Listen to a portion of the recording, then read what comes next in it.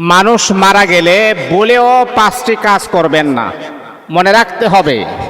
অনেক সময় দেখা যায় আমাদের যখন কোনো আত্মীয় স্বজন অথবা আব্বা আম্মা পাড়া প্রতিবেশী বা রক্তের সম্পর্ক কোনো মানুষ যখন মারা যায়, তখন কিন্তু হামেশাই সর্বদা আমরা এই কাজগুলা করে থাকি। আল্লাহর হাবিব সাল্লাল্লাহু আলাইহি ওয়াসাল্লাম বলেছেন, আমরা হচ্ছে মুসলিম জাতি, আমরা হচ্ছে মুসলমান। পৃথিবীতে যত ধর্ম রয়েছে সবচাইতে দামি এবং ইম্পর্টেন্ট আল্লাহ পাকের কাছে সবচাইতে দামি ধর্ম হচ্ছে ইসলাম ধর্ম। আমাদের নিয়ম নীতি, আমাদের আদর্শ, আমাদের চলাফেরা ওঠা বসা যেন কোনো ইহুদি খ্রিস্টান বুদ্ধ নাসারা তাদের সাথে যেন সম্পৃক্ত না হয়, এই দিকে আল্লাহর হাবিব আমাদেরকে দৃষ্টি দিয়েছেন। এই জন্যেই মানুষ যখন মারা যাবে, আপনার আত্মীয় স্বজন যখন মারা যাবে, আমি আপনাদেরকে বলবো বলেও এই 5টি কাজ কখনো করবেন না। 1 নাম্বার হচ্ছে, একটা মানুষ যখন মারা যায় যত তাড়াতাড়ি সম্ভব তত তাড়াতাড়ি তার দাফন কাফন কমপ্লিট করে তাকে কবরস্থ করে দেওয়া।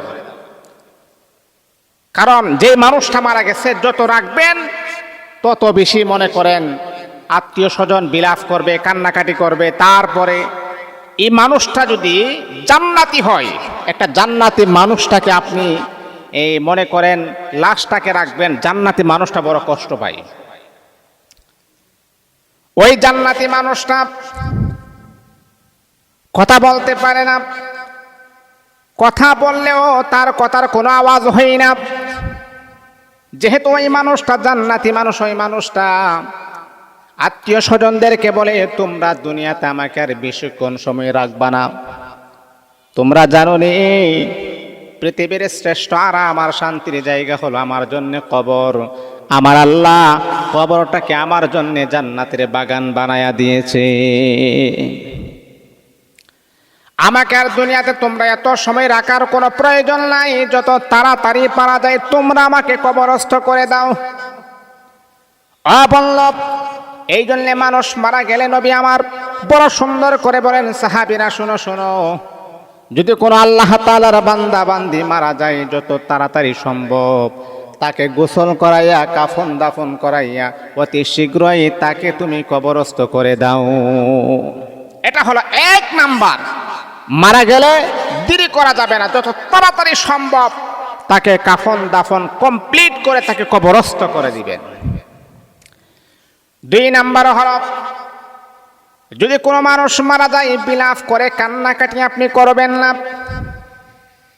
ইহুদিরা আছে, তারা এমন হলো, তাদের আত্মীয় স্বজন যখন মারা যায় তারা বিলাপ করে কান্নাকাটি করে, তারা হাই হতাশ করে। না না, আমরা যেহেতু মুসলমান, আমরা জানি আল্লাহ পাক রব্বুল আলামিন দুনিয়াতে আমাদেরকে পাঠাইছেন, আমাদের আবার মৃত্যু হবে। আল্লাহ পাক রব্বুল আলামিন যখন আমাদেরকে ডাক দিবেন আবার তার কাছে চলে যেতে হবে।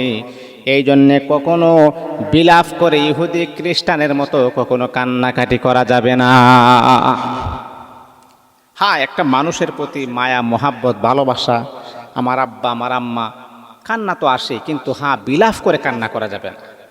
বুকে তাবড়িয়ে আহা কি হয়ে গেল রে, হারে আমার বাবা কেমনে মরলো রে, এইভাবে বিলাপ করে কান্নাকাটি করা আল্লাহর হাবিব আমাদেরকে নিষেধ করেছেন। এই বিলাপ করে কান্নাকাটি করা যাবে না।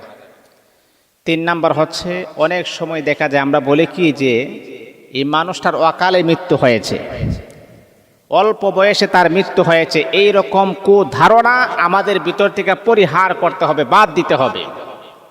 অকালে মৃত্যু নাকি সকালে মৃত্যু আল্লাহ পাক ভালো জানেন। আল্লাহ পাক কি ভালো জানেন। 4 নাম্বার হচ্ছে, কোনো ওসিয়ত করে গেলে, কোনো ওসিয়ত যখন করে যায়, তার ওসিয়ত তার ছেলে মেয়ে যারা আছে তারা তার ওসিয়তগুলোকে পূরণ করতে হবে। ওসিয়ত করে গিয়েছে, আমি মারা গেলে আমার 1 বিঘা জায়গা বা 1খানি সম্পদ আল্লাহ তাআলার মসজিদে দান করে দিবা, এরকম অনেক করতে পারে। 5 নাম্বার হচ্ছে, ঋণ করে গেলে ঋণ পরিশোধ করতে হবে। আল্লাহর হাবিব বলেছে, ঋণ পাওনাদার ঋণ করে গেলে ঋণ আপনি পরিশোধ করতে হবে।